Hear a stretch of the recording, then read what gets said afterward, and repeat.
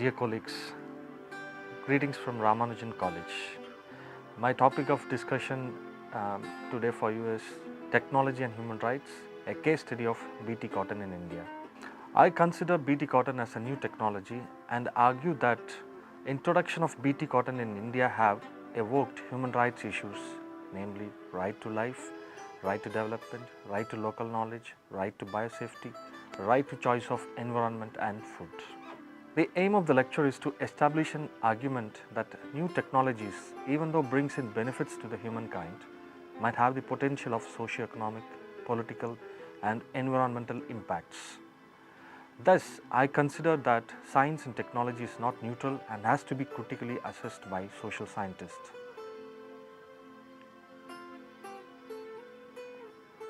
It is generally considered in the public that social scientists does not have the expertise to comment on the technology issues. It is also observed that expressing critical opinions on science and technology is considered to be anti-science. In this lecture, I am not speaking against science, but I present my assessment on BT cotton experience in India with reference to the human rights issues. BT cotton is a genetically modified crop introduced for cultivation in the year 2002. Bacillus thuringiensis. It is a soil bacteria which is capable of producing toxins and fight against pests when introduced in the plants. It is generally considered to be non-poisonous for human consumption by the scientists across the globe. The BT is tweaked into the genetic makeup of the cotton to be called as BT cotton. It is considered to bring relief to the farmers in reducing their pesticide spray and increase the yield of crop since the BT helps in pest management. The technology is considered to be far superior to the hybridization process, which takes a lot of time to evolve a plant with a particular trait. The genetic modification is considered to be a superior technology which is not only helps to increase the yield of crops, but also can cure many of the environmental and human health issues by introducing the desired traits in the plant. The best example often quoted is the genetically modified crop called golden rice, which remedy the vitamin A deficiency in the human beings. The GM technology is also believed to be the future of agriculture, which can address the insecurity of food production and mitigate problems emerging out of global warming. The Monsanto company based in US holds the patent on BT technology, which was recently bought by Bayer Corporation. The BT was the first crop introduced in US way back in 1996, and most of the countries like Egypt, Argentina, China, Canada, Pakistan, Bangladesh and most of the African and South American countries have introduced GM crop. In India, it got introduced in 2002 by the Mahiko Monsanto collaboration, and the patent was sub-licensed by the Monsanto to the many Indian seed companies which have successfully able to produce hundreds of seed varieties. The products of biotechnology carries with it some fears about the human health and biosafety. The inconclusive arguments about the biosafety of GM crops have scaled down the trust level on technology. The negative reports which appear now and then always sustain a scope for lack of trustworthiness of the science. There is no general agreement by the scientists on the unpredictable way which might come up in bringing changes in the environment. There are lots of biosafety studies which have highlighted the unsafety for human consumption. The biosafety aspects of GM crops across the world have become so polarized since each of the stakeholders have developed their own interests to be protected. The consumers, scientists, farmers, political groups, civil society organizations have constructed their perception based on the understandings of the GM science. The science in the position now to address these layers of interest, imaginations on GM crops to propagate the real benefit of the scientific development. The fundamental skeptical attitude towards the GM crops have developed because it is a private science which does not focus on public cause. The US, who is the main propagator of the new science, treats GM crops equally with hybrid crops. It argues that the introduction of GM crops has happened more than 20 years and to date, none of the human being is affected by it. The US state argues that it does not want to wait until something unfortunate to happen. The opposition of GM crops throughout the world and in the European Union is considered by the US as more economical rather than political or scientific. The US rather propagates that GM crops as a panacea to ailing agriculture in the developing countries and a very good scientific development to be benefited by the human species.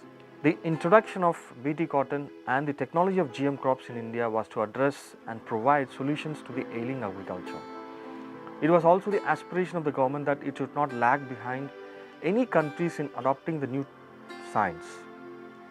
The Indian government also expressed that biotechnology revolution would bring in jobs to the educated youths like the information technology revolution. The biotechnology revolution assures that it is a key to the economic development, poverty alleviation and sustainable development. The dynamics of agriculture in India operates in a competitive market model. In this model, the private has acquired the capability to propagate new technologies and offer solutions to the farmers. The state has exerted some influences in regulating the propagation of new technologies by the private. The Indian agriculture operating in the market model regulated by the government has forced majority of the farmers into debt. The most important reasons for the farmers into debt is the increased cost of inputs in farming and the failure of the market to give them good profit. Apart from the above issues for a cotton farmer, weather has to favor which the farmer does not have control. Thus, the successful framing of technology itself is not the success. Its real success has to be evaluated differently, which varies country to country. The cotton crop occupies around 5% of the total area of cultivation and consumes 36 to 50% of the total pesticide applied in agriculture. The benefit of reduced spray motivated the farmers to adopt BT cotton in a major way. The BT cotton was introduced in the market as a revolutionary technology to control bollworms, which is a great threat to the crop. The bollworm, when it attacks the crop, the toxins of the BT have the capacity to destroy them. Thus, the protection is inbuilt in the crop. The BT technology assured to reduce the repeated sprays of pesticide to control the bollworms and enhance the yield of the crop. The decadal experience of BT cotton, according to the Government of India's report Cotton Status 2017, that the yield has increased to 510 kg per hectare in 2014-15 from a meager of 191 kilo lint per hectare in 2002-2003. The statistics of the report claims to have reduced the use of pesticides in BT cotton cultivation, and the decadal experience of BT cotton, according to the Government of India's report Cotton Status 2017, the yield has increased to 510 kg per hectare in 2014-15 from a meager of 191 kilo per hectare in 2002-2003. The statistics of the report claims to have reduced the use of pesticides in BT cotton cultivation after its adoption in 2002. The pesticide use in controlling bollworm from 1995 to 2004 was 6,767 million tons, and after the adoption of BT cotton, the report claims that the usage reduced to 1,089 million tons between 2005 to 2011. Rather, the use of pesticide in controlling the sucking pest from 1995 to 2004 was 3,335 million tons, and it increased to 4,600 million tons between 2005 to 2011. As a new technology, the statistics have proved to be successful with a lot of new questions to be answered. The assessment of BT technology, when done only with the yield, does not answer the social reality emerged in the process. The success of the technology does not count the financial stress a farmer would have undergone to buy the seed packet, or the kind of help he might have received from his co-farmers and laborers, or the struggle to protect the crop from the unpredictable weather, or the engagement of the family labor, or the weak financial bargaining he or she have in the society. The technology, when compared with one category of farmers, the behavior of the technology across all categories of farmers tends to miss the social existence of farmers. The reports on the total yield achieved in a year across all categories of farmers cannot be the best method to assess the yield of BT cotton, even though the statistics of the government shows that there has been a record growth in the yield. The increase in the yield and the productivity, when analyzed in detail, has revealed that the cotton cultivation has slightly shifted from rain-fed areas to the irrigated lands. The high commercial aspirations advertised during the introduction of BT cotton could be one of the important reasons for the irrigated land farmers to shift towards the cultivation of BT cotton. BT technology is one of the marvels of science and technology invention, but there were precursors to the implementation of the technology. The do's and don'ts inbuilt in the technology was not revealed in the process of implementation, which became the inputs for the debates associated with the technology. It was not made clear that the technology will perform equally well in the rain-fed as well as the irrigated lands. The yield performance of BT cotton, when assessed for the decade, proved to be high for the irrigated areas than the rain-fed cotton areas. The rain-fed areas from the largest area of cotton cultivation, where farmers believed that the technology would be neutral with irrigated and rain-fed areas. The farmers had to realize this by his own experience, which would have had costed him a lot of terms of capital, labor and various other stress. The crop required with secure irrigation, manure and vigilant pesticide spray gave the expected yield. Lack of this knowledge has made farmers to spend an unfairly large amount on pesticides, manure, etc. in the rain-fed areas. The BT cotton failure in the Vidarbha region of the Maharashtra, Telangana, Andhra Pradesh, Tamil Nadu and Karnataka made the companies and the scientists to realize that the farmers have taken lot of stress without knowing this fact. The seed companies then on accepted that BT cotton can only protect against the bollworms but does not increase the yield of crop.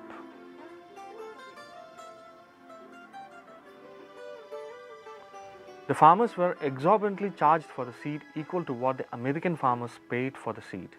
The Andhra Pradesh government interfered in this issue and reduced the royalty being charged in each seed packet sold in the market. The various other state governments followed suit to fix the royalty being charged by Monsanto. The Indian government have also failed to curb the illegal BT cotton seed market, which added to the stress of the farmers. The farmers were insisted to keep 20% of their cotton plantation area as refugee by the seed companies. The refugee area might be constructed across the BT cotton farm by planting non-BT seeds or other seeds which attract bollworms to contain the bollworms in the refugee area, which can prolong the resistance of bollworms to BT. The technique was least followed by the farmers due to their size of farm.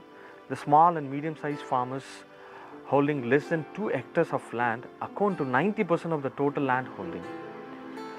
Thus, the farmers tend to avoid giving refugee area since it would affect them in the overall yield of the crop. The result of this witnessed bollworms acquiring fast resistance and led to a total failure of the technology. The Bombay Agriculture Commission has recently asked the companies to pay compensation of more than Rs 1,600 crores to 3.5 lakh farmers who have filed petition against the seed companies, claiming that the BT has failed to protect bollworms. Farmer suicide. The most important reason for the heated public discussions on BT cotton is the high rates of farmer suicides reported in the cotton growing belts of India. It is estimated that more than 3 lakh farmers have taken their life in the past 20 years. The increasing farmer suicide have silenced the National Crime Records Bureau not to publish the suicide numbers for the past 2 years. The increasing rate of farmer suicides coincided with the release of BT cotton in India during the decade of 2000. There were a lot of studies conducted to prove that less yield of BT cotton resulted in indebtedness of farmers and led to suicides. None of the studies were able to directly prove that yield loss was due to BT cotton and which had led to farmer suicide. The National Commission on Farmers, appointed in 2004, gave various other reasons like the lack of institutional support, lack of adequate infrastructure, unpredictable weather conditions, etc. for the farmer suicide. It claimed that the farmer suicide tragedy has several dimensions: economic distress, despair, breakdown of social and state support systems, and psychological nightmare. The International Food Policy Research Institute reported that the report rejects the presence of surge in farmer suicides in the recent years and any direct or reciprocal role of Bt cotton introduced in farmer suicides, while noting that Bt cotton may have played a role in specific cases and seasons. These cases were mainly the result of institutional, climatic and economic constraints among many other factors. The arguments bypassing the influence of Bt cotton in the farmer suicide was not well accepted by the civil society groups, but the government endorsed the argument of the NCF and various other studies which suited their convenience and which needed to subside the unrest of the farmers' suicides. The government might have been successful in subsiding the farmers' suicide debates or any farmers' unrest. The statistics of the government shows that 51.9% of the agriculture households are indebted and cost of cultivation has increased, which keeps the farmers in continuous stress. The suicide of farmers, even though cannot be generalized to the adoption of Bt cotton, but many studies have proved indirectly that the adoption of Bt cotton and the resultant impact are serious determinants of farmers' suicide. Conclusion. The general question comes to any one of you in mind is that whether I support or dismiss the adoption of Bt cotton. The answer to the doubt cannot be in yes or no. The answer to this kind of questions cannot be in binaries. There has to be correct questions to be asked in many places. What was the need to introduce the technology? Why was it introduced? Who were in alliance for the introduction of this technology? Why did such kind of instances happen in the process of Bt cotton cultivation? Thus, too many questions were to be asked at various levels of the process in this technology or for any new technology. I personally feel that the Bt technology is one of the superior technology of the modern science, but have failed to have gone through the expected standard procedures. After so much effort of analysis, the individual tends to take a stand that new technologies carries with itself good and bad things. The bad things have to be improved upon or to be left behind or to make best use of the technology. This is how the technologies have never been rejected. It has been made to accommodate in our lives. It would be best if technologies are offered by the local knowledge and suits the Indian conditions. Thank you.